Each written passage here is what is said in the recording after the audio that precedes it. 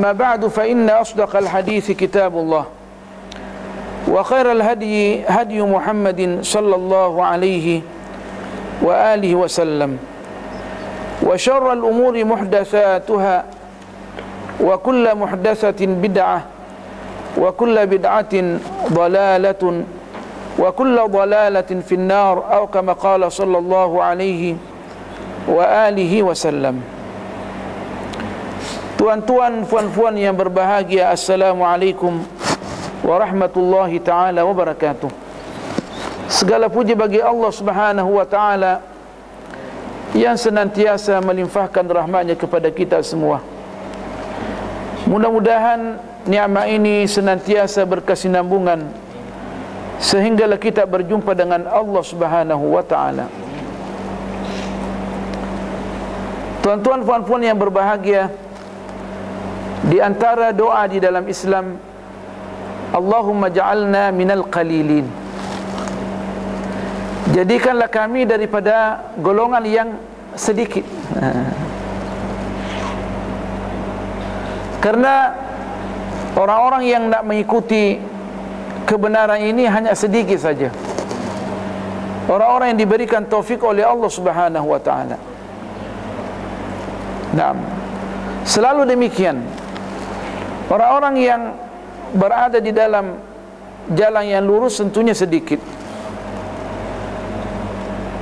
Dan terutamanya pada akhir zaman ini, orang-orang yang berada di dalam jalan yang lurus tentu mempunyai rintangan yang banyak. Dan itu disebutkan dalam banyak hadis dan nas. Banyak orang yang nak memalingkan kita daripada kebenaran, supaya kita bersama dengan mereka dalam lembah yang hitam. Tapi al-muwaffaqu ma waffaqahu man waffaqahu Allah. Orang yang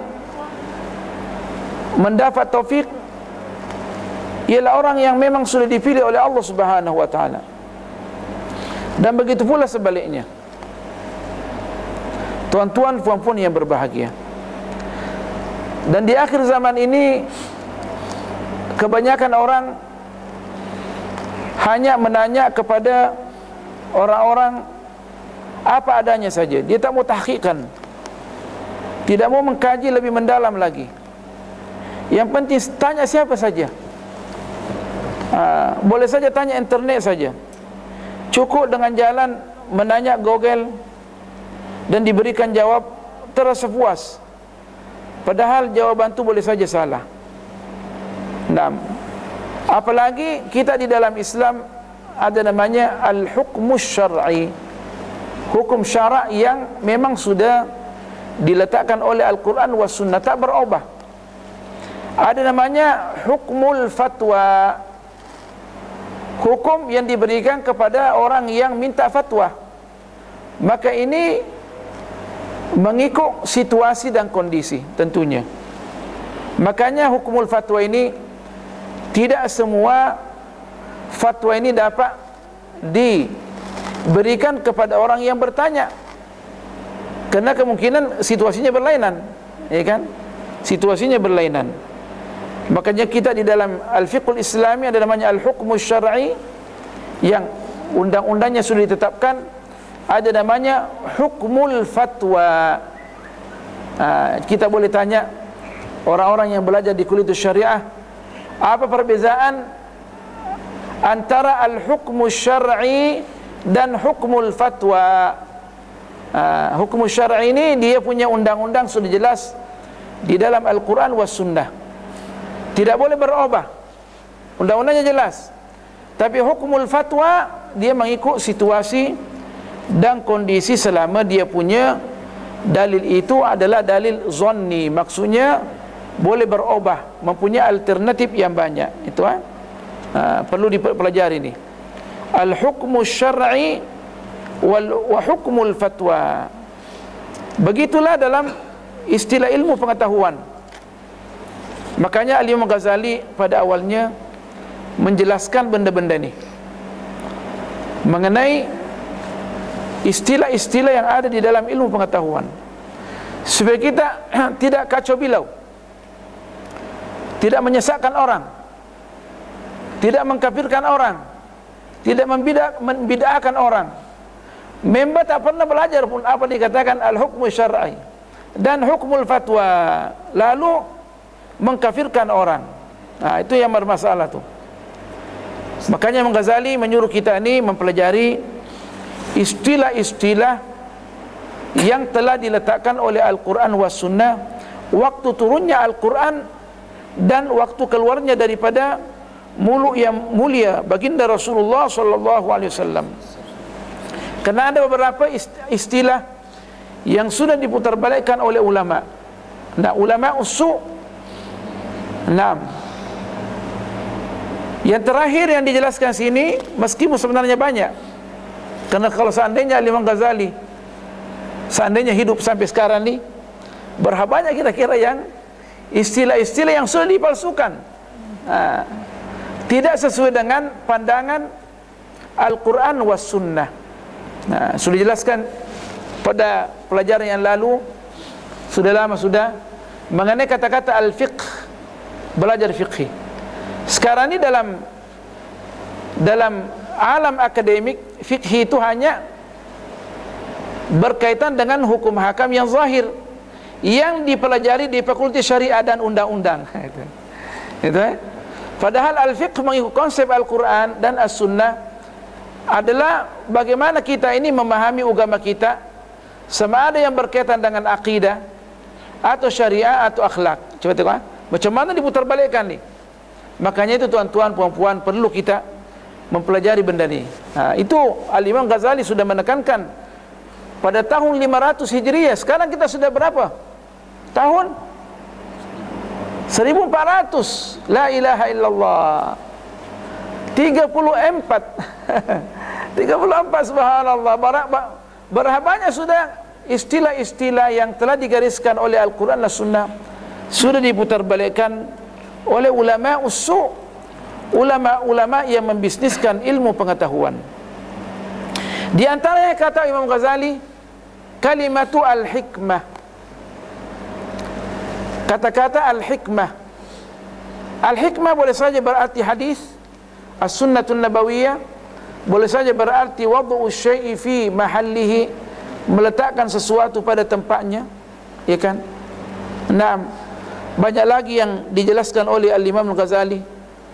Nah, dan ulama-ulama yang lain terutama yang mensyarahkan Ihya Ulumuddin, yaitu Al-Imam Murtada Al-Habib Az-Zabidi. Allahu Akbar. Dia akan jelaskan bagaimana hikmah itu dia mempunyai makna-makna yang banyak. Tergantung orang tu nak pakai bagaimana hikmah tu. Maksudnya dia punya makna fleksibel. Naam, sayyarun. Naam, sayyarun. Naam. Sebelumnya dikatakan fa inna ismal hakimi sayyarun yutlaqu 'ala at-tabibi wasy-sya'iri wal munajjimi fi hadzal 'asri wa dzalika bil ghaflati an tabdilil alfadhi. Sebelum kita masuk kepada al-lafdzul khamis, orang yang dianggap bijaksana, kata-kata bijaksana itu adalah kata-kata yang fleksibel. Orang boleh gunakan macam-macam mengikut dia punya niat. Boleh saja diistilahkan kepada dokter kesehatan, tabib, dokter kesehatan. Asyair, tukang syair, wal munajjim, ahli tenung. Fi hadzal asri, di zaman ini tahun 500. Sekarang kita ni 1434 Hijriah. Allahu Akbar. Bagaimana boleh semua berubah maknanya ni? Wa dzalika bil ghaflati an tabdilil alfadhi, dengan memutarbalikkan lafaz-lafaz yang dipakai Al-Quran dan As-Sunnah, kita putarbalikkan dengan apa namanya, dengan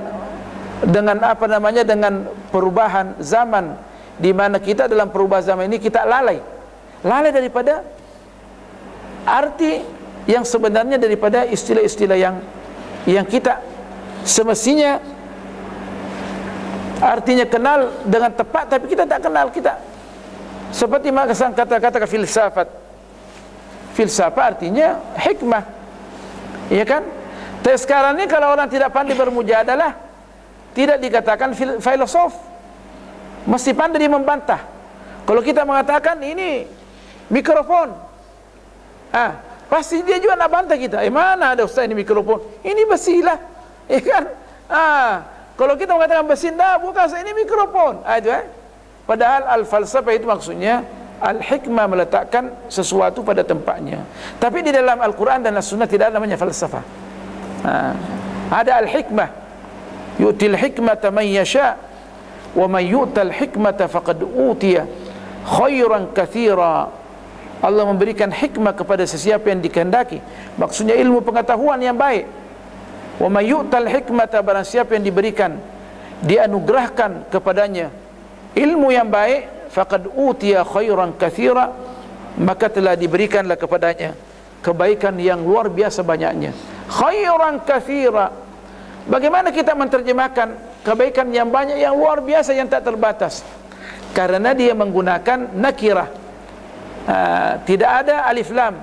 Dia tak mengatakan faqad utiya al khairal katsirata, mengatakan faqad utiya khairan katsira dengan bentuk nakirah yang banyak, menunjukkan orang yang mempunyai ilmu pengetahuan yang bersumber daripada Al-Quran, yang Allah berkati pada ilmunya, berarti niscaya dia telah memperolehi ilmu yang luar biasa banyaknya, yang baik-baik, yang tidak dapat dibatasi.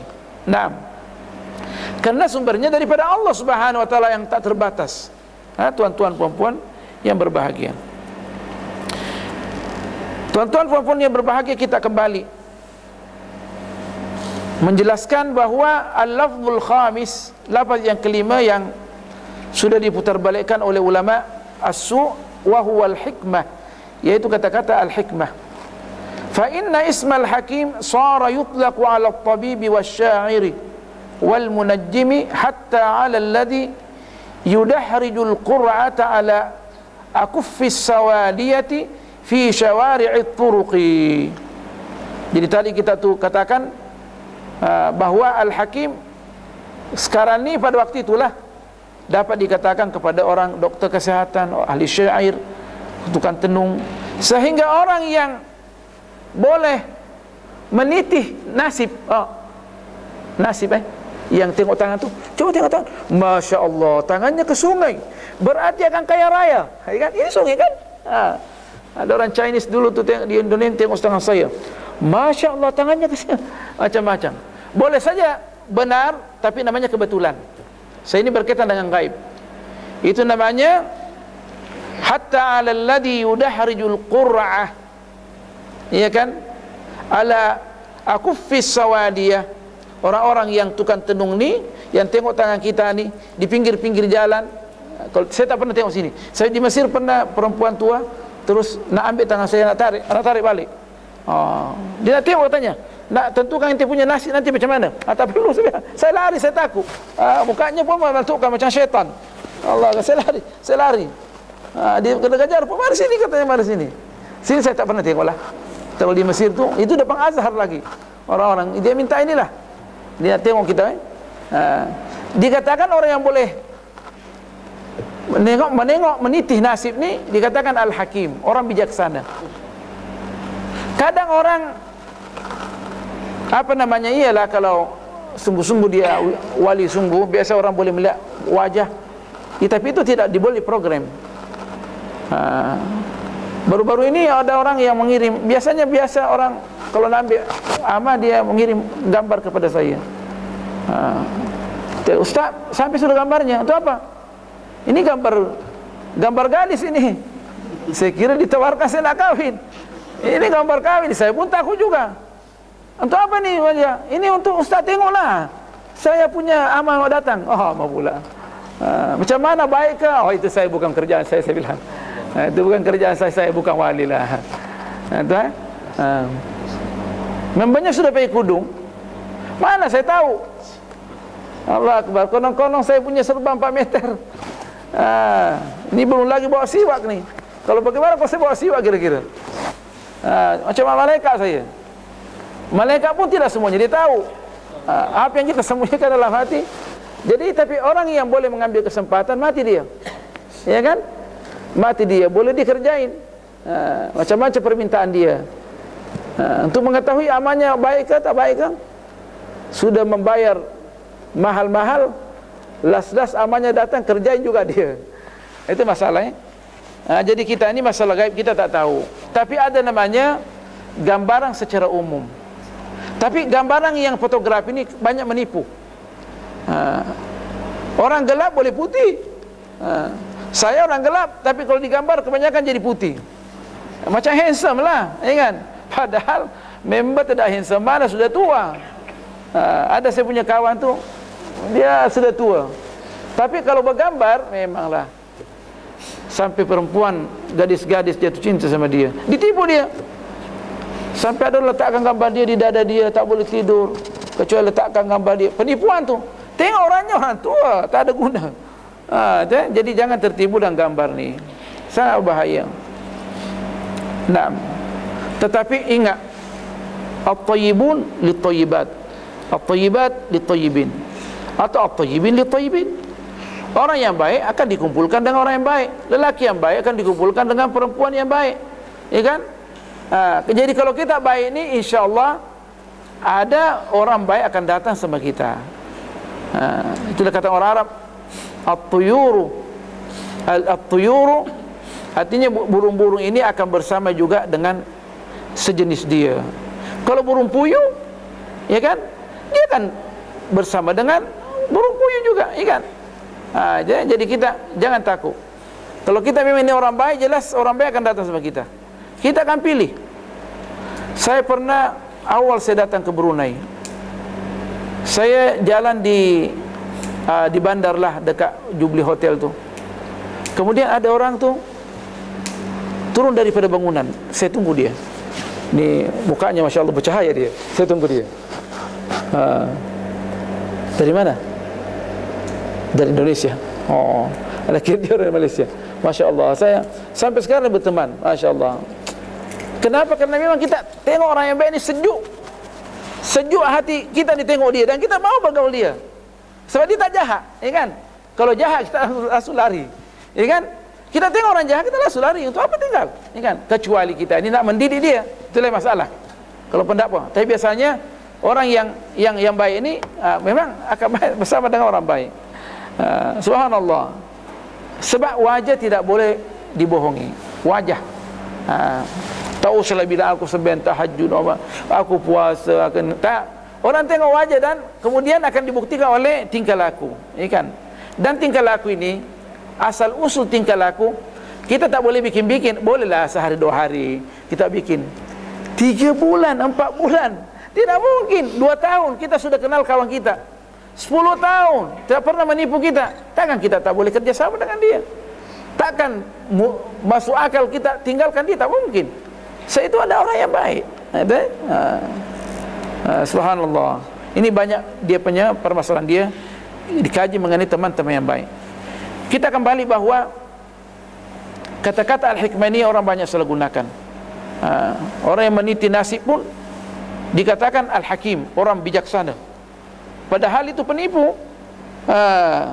Wal hikmatu, sedangkan al-hikmah yang sebenarnya, al-hikmatu rabbaniyah, maksudnya hikmah yang sebenarnya mengikut konsep Al-Quran, hiya allati athna Allah azza wa jalla 'alaiha faqala ta'ala, yaitu hikmah yang dipuji oleh Allah Subhanahu wa taala sebagaimana yang terdapat dalam firman Allah Subhanahu wa taala, yu'til hikmata man yasha wa man yu'tal hikmata faqad utiya khairan katsira. Termasuk Al-Quran.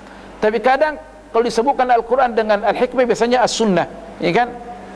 Atau benda yang lain.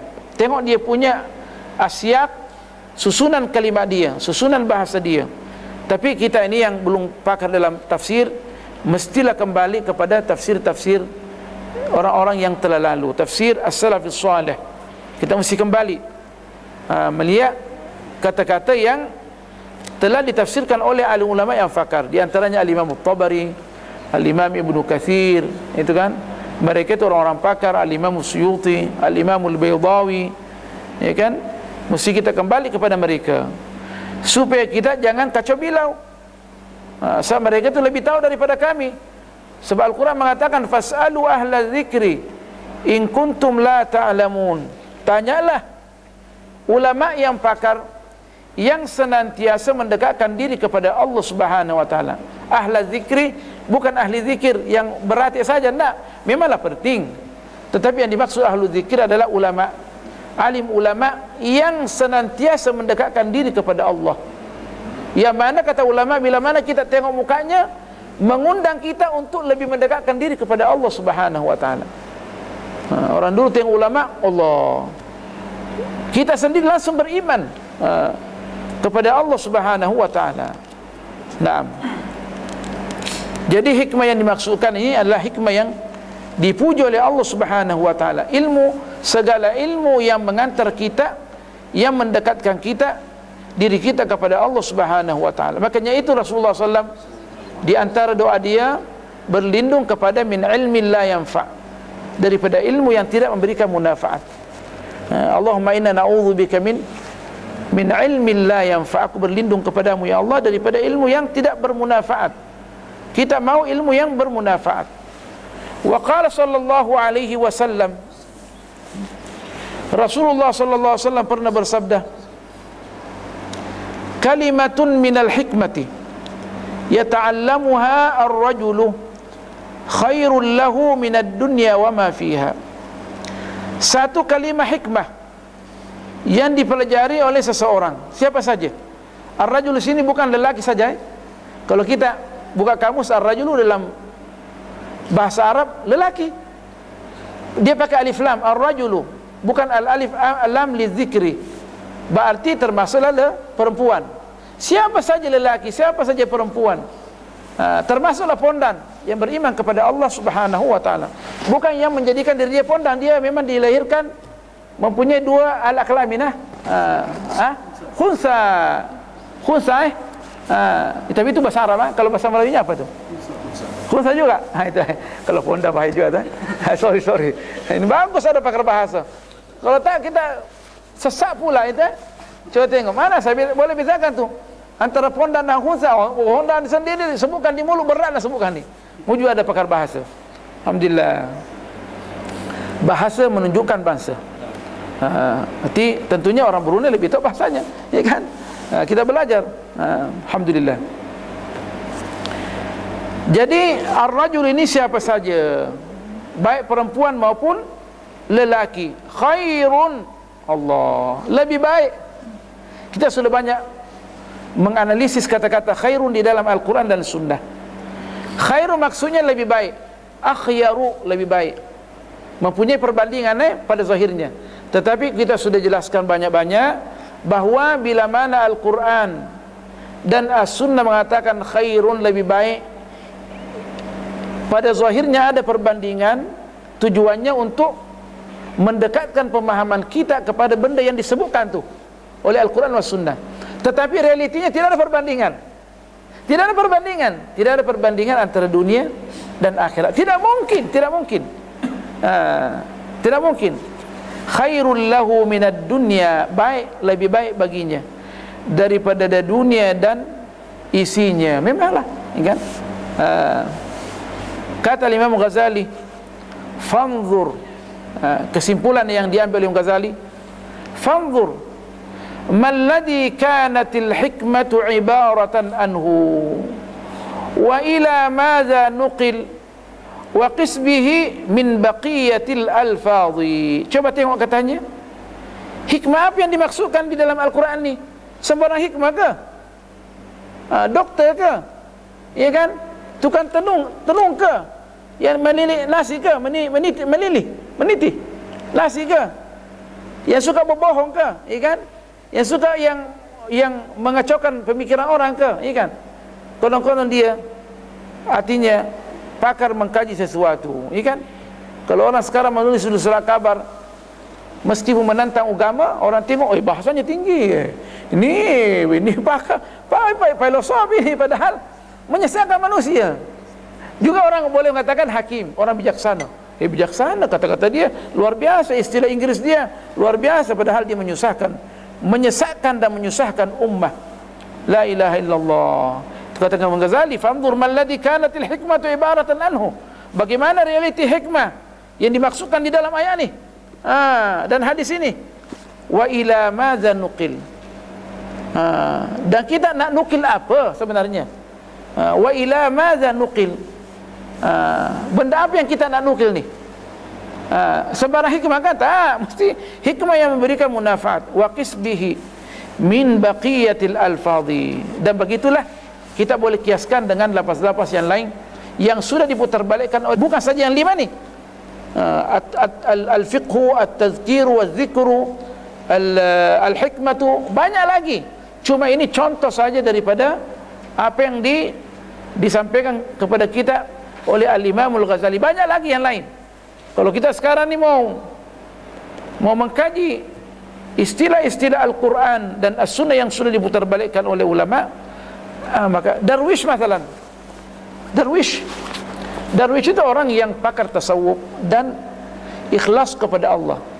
Tapi sekarang ni orang yang tinggal di jalanan, tak memperhatikan kehidupan yang sebenarnya, tak ada pekerjaan, ya kan? Orang tengok dia gila, darwish. Itu kan, kalau di negara Arab darwish, maksudnya tak ada gunanya. Ada darwish, miskin, ya kan? Sama dengan good man, ya kan? Anda dengar kan? Katanya kalau di Inggris, oh good man dia. Tak ada gunanya. Padahal good itu kan baik dalam bahasa Inggris. Kenapa perlu disalah terjemahkan tu? Ya kan? Begitu pula darwish. La ilaha illallah. Sekarang maulana, kadang orang salah gunakan maulana itu baik. Sayyidi, orang alim ya ni. Sekarang ini menjadi apa namanya, sebagian negara Arab menjadi ejekan. Inna lillahi wa inna ilaihi raji'un. Ya Syekh. Kalau orang nak marah di negara Arab, ya kan, berdebat-debat, dia nak hina orang, ya Syekh, ya Syekh. Syekh itu baik. Kenapa diputarbalikkan? Syekh itu baik, menunjukkan orang itu pakar dalam ilmu. Tapi orang menggunakan Syekh untuk menghina. Inna lillahi wa inna ilaihi raji'un.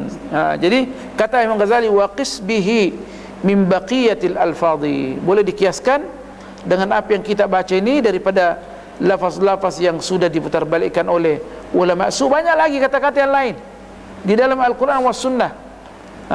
Di dalam Al-Quran was sunnah. Naam. Wahtariz, hati-hati, minal ightirari, supaya tidak tertipu, bitalbisati ulama'is su, dengan apa yang telah diputarbalikkan oleh ulama-ulama yang tidak baik, ulama-ulama dunia yang membisniskan ilmunya. Fa inna syarrahum 'ala ad-dini, kata Imam Ghazali, sesungguhnya bahaya mereka ini, kejahatan mereka ini terhadap agama, a'zamu, sangat berbahaya. A'zamu, sangat berbahaya. Hati-hati dengan mereka.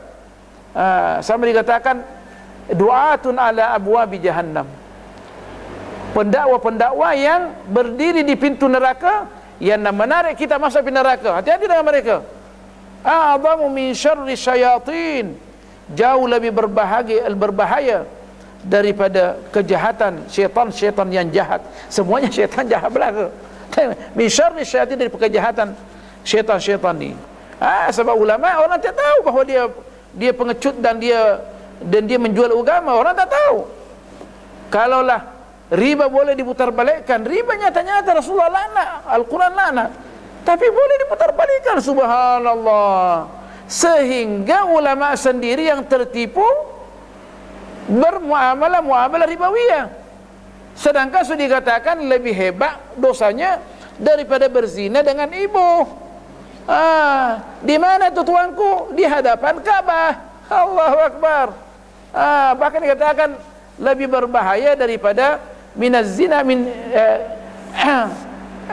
sittatin wa salasina zaniyah, 36 kali orang berzina, jauh lebih ringan daripada berbuat riba. Tapi dia memang dia bikin juga, ditulis juga dalam bukunya.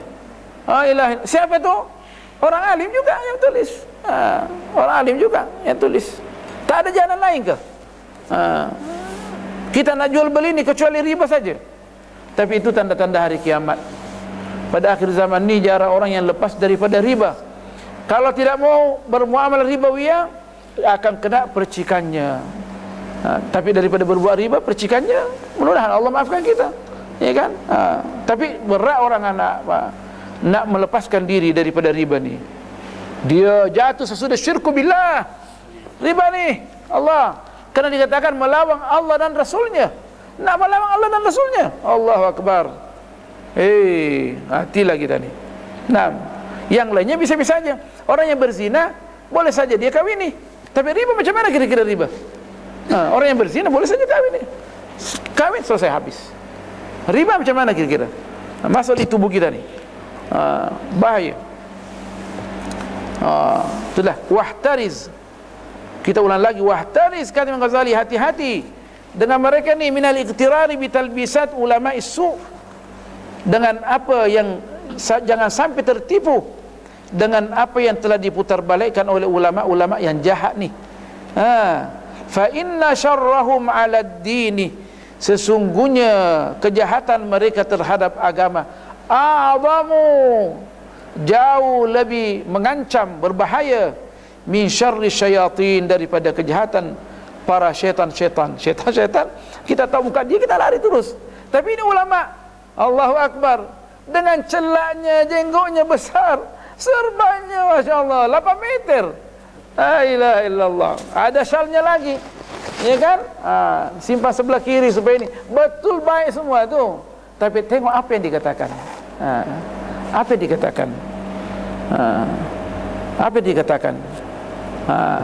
Kalau sudah mengatakan masukkan di sejam saya bercakap, masukkan di akaun saya, itu lari cepat itu penipuan belaka tu. Lari cepat itu penipuan belaka. Memanglah kita ni perlu bantuan, tetapi sekadar kita ni mengantar kita di jalan Allah Subhanahu wa taala. Sekadar saja. Seorang orang alim ni bekerja sama Allah Subhanahu wa taala, mengambil apa yang secukupnya saja. Bukan ambil sini terus membangun mahligai, ya kan? Ini luar biasa. Orang alim punya villa berapa banyak, Allah, akaun di sini. Bapak murid dia siang pula, murid dia pula yang setengah mati, kasihlah murid itu rumah satu. Bukan saya bercakap ni, Allahu Akbar, Allah, 2/3 daripada gaji murid diambil belaka. Allahu Akbar, innalillah. So masuk syurga, dia nak bawa tangannya muridnya masuk syurga, padahal masuk neraka. Untuk mengantar murid dia masuk syurga. Member tak sembahyang sebab katanya dia sudah ditaklifkan, tidak ditaklifkan oleh Allah Subhanahu wa taala. Masya Allah, itu mestinya belajar ilmu. Mereka ini tak akan menipu kita, ya kan? Tak akan menipu kita. Semestinya kita sama-sama angkat dia, masukkan selongkang. So ini penipu, ada penipu. Kalau Rasulullah sallallahu alaihi wasallam telah dihapuskan dosa yang telah lalu dan akan datang, masih lagi penuh tawadhu, kita ini siapa kira-kira? Kita ini siapa? Kita ini siapa kira-kira? Rasulullah sallallahu alaihi wasallam, sayyidul awwalin wal akhirin. Masya Allah. Tawadhunya luar biasa. Sama-sama memasak sahabat, dia yang Masya Allah, nak memasak, Rasulullah ambil kayu juga. Rasul tak payah, jangan. Saya tidak mau membuat diri saya lebih hebat daripada kita semua ni. Dia cari kayu juga. Kalau kita ni, Allah Akbar, ini sayyidul awwalin wal akhirin. Naam, Allah Akbar. Rasulullah sallallahu alaihi wasallam, siapa kita ni? Masya Allah, Masya Allah, sallallahu alaihi wasallam. Sebut namanya kita senang hati. La ilaha illallah, Masya Allah. Jadi belajar ni, kalau kita belajar, tak ada yang boleh menipu kita. Nah, di antaranya berburu jelaskan kata-kata wali, ya kan? Wali itu mesti dia terbang di udara, boleh sampai Malaysia tanpa Asia, ya kan? Padahal tak perlu. Yang penting kita ni istiqamah. Nah, al-istiqamatu khairun min alfi karamah. Istiqamah ini lebih hebat daripada 1000 keramat yang orang anggap ni. Sebab istiqamah ni ke syurga terus. Tapi keramat boleh saja pancingan daripada Allah Subhanahu wa ta'ala. Maka itu para wali yang asli, bukan wali tipuan. Kalau sudah nampak keramatnya, mereka terus takut, gelisah. Siapa tahu masuk ujub, karena boleh saja dia punya hubungan dengan Allah stop, kan? Takut mereka. Kalau kita ni cerita selalu, aku jumpa Rasulullah apa? Dicium sini dan dicium sini. Tanya apa lagi, kan? Macam-macam diceritakan. Orang jadikan bisnis. Subhanallah. Tapi tidak semuanya, ada juga orang yang, tapi dia asal usulnya keramat ini jangan ceritakan kepada orang. Orang lain ceritakan tak apa, dia tengok talkshow-nya begini, talkshow tak rasa, tengok talkshow diceritakan untuk mengatakan perjalanan dia menuju kepada Allah tepat. Tapi ada pun dia yang ceritakan, Allahu Akbar, itu bukan orangnya. Bukan orangnya. Cepat lari. Nah, kalau diancam-ancam nanti dah bahaya, kalau dapat terus bahaya, betul dah bahaya, itu kebetulan saja. Kebetulan saja. Tetapi dalam kita punya perjalanan menuju kepada Allah betul keimanan kita. Kita tak percaya dia. Dia punya amalan tidak baik, kita jangan percaya. Kita kena bala, dia bilang kamu kena bala, kena betul batal, itu hanya kebetulan saja. Selepas itu tidak akan kita kena bala, insya-Allah. Sebab itu kita diuji oleh Allah Subhanahu wa taala. Kadang orang takut,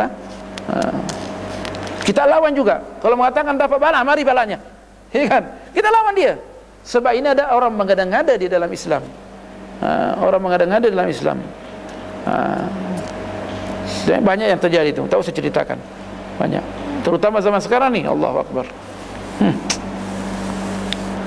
Tapi yang ditipu itu adalah orang-orang yang tak boleh berfikir. Tapi orang yang berfikir tak akan ditipunya dia. Kenapa mereka itu dia katakan lebih jahat daripada, lebih berbahaya daripada syaitan-syaitan ni? Idis syaitanu biwasitatihim yatadarraju ila intiza'id dini min qulubil khalqi. Karena syaitan ini dengan perantara ulama-ulama yang jahat ini, yatadarraju, dia akan mengambil jalan sedikit demi sedikit.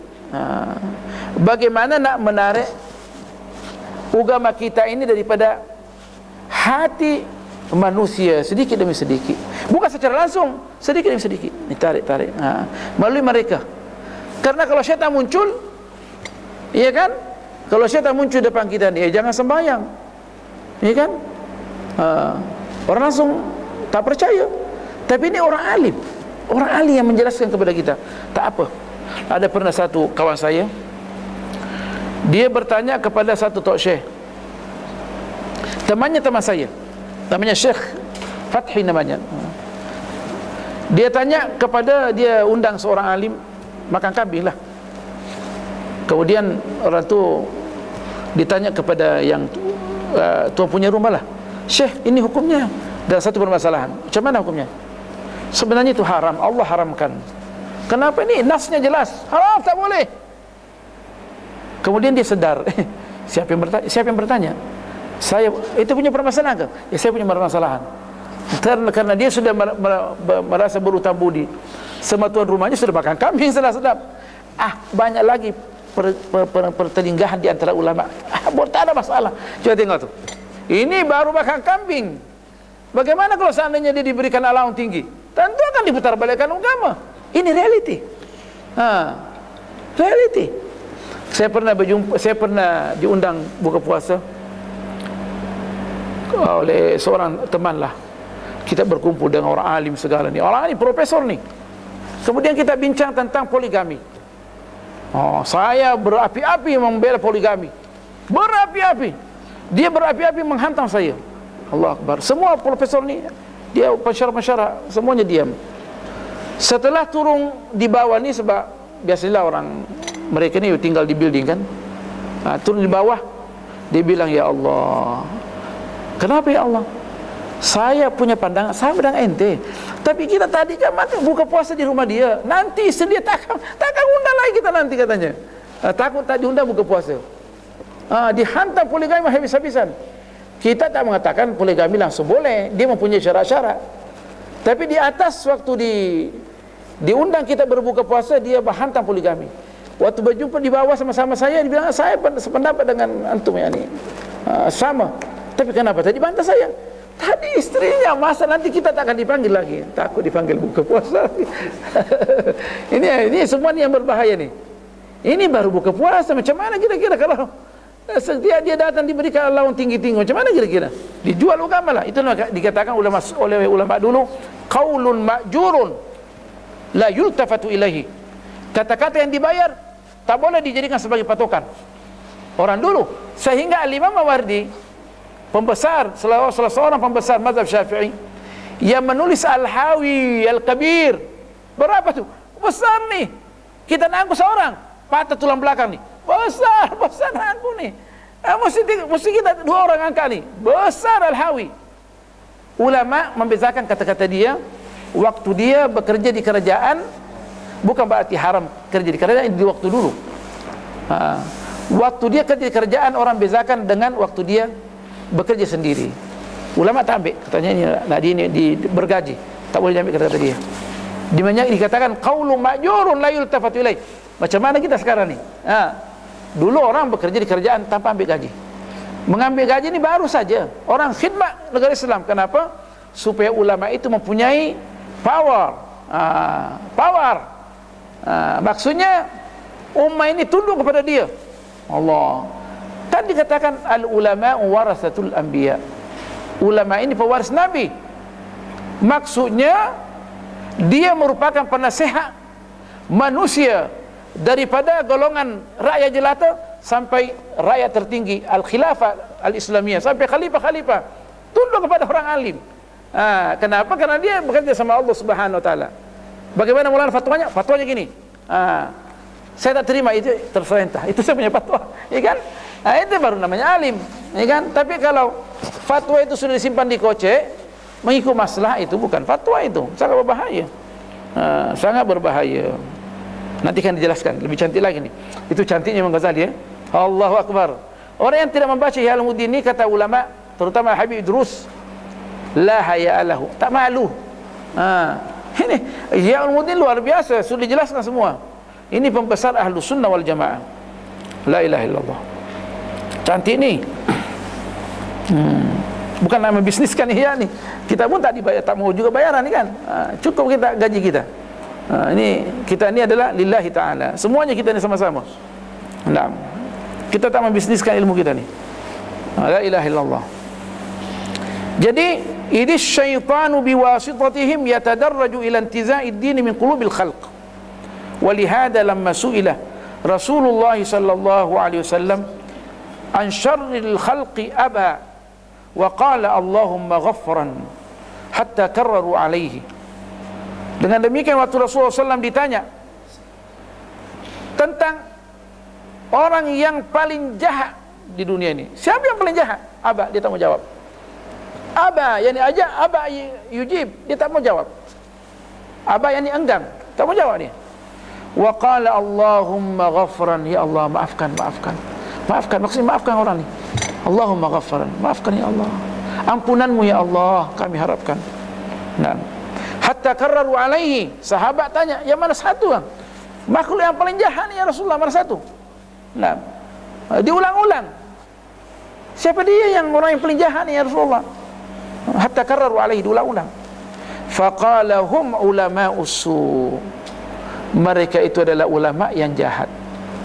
Nah, ya kan di dalam Al-Quran seorang alim besar, boleh kita katakan dia punya kepala merupakan perpustakaan ilmu pengetahuan.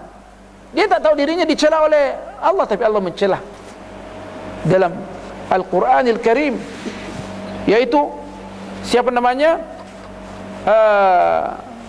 Ibnu Ba'ura. Siapa tu? Ibnu Ba'ura ini dia merupakan alim Bani Israil yang luar biasa. Luar biasa dia punya ilmu. Nah, Ibnu Ba'ura ni ilmunya luar biasa. Watlu alaihim naba alladhi atainahu ayatina fansalakha minha faatba'ahu asyaitanu fakana minal ghawin.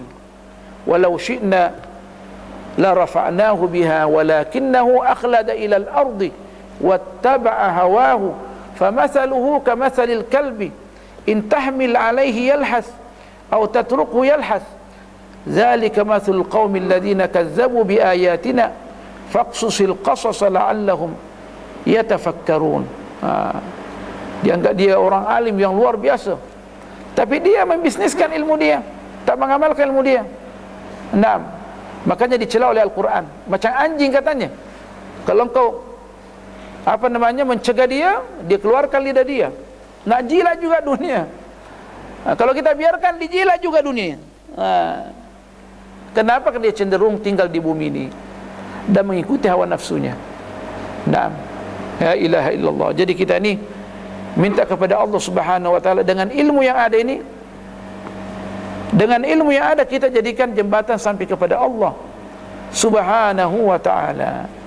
Tuan-tuan puan-puan yang berbahagia, saya rasa apa yang kita sampaikan ni cukup, insya-Allah. Mudah-mudahan Allah memberikan berkat. Kita akan menyambung insya-Allah pelajaran kita. Saya rasa malam ini sudah selesai, tapi nampaknya kita asyik lagi masuk sini, masuk sana. Subhanakallah bihamdik, nasyhadu an la ilaha illa anta, nastaghfiruka wa natubu ilaik. Bismillahirrahmanirrahim. Wal 'asr innal insana lafi khusr illa alladhina amanu wa 'amilus solihat tawasaw bil haqq wa tawasaw bis sabr. Bismillahirrahmanirrahim. Alhamdulillah wassalatu wassalamu ala Rasulillah Sayyidina Muhammadin an-nabiyil karim wa ala alihi wa sahbihi ajma'in. Allahumma 'allimna ma yanfa'una wa zidna 'ilma, faqihna fid din wa 'allimna at-ta'wil wa habibna ilal muslimin waj'al lana lisana sidqin fil 'alamin wahfadh hadhihi al-baldah Brunei Darussalam wa sultanaha wa wuzara'ahu minal muslimin wa sa'ir biladil islam wa sallallahu ala sayyidina Muhammad walhamdulillahi rabbil alamin. Wassalamu alaikum warahmatullahi taala wabarakatuh.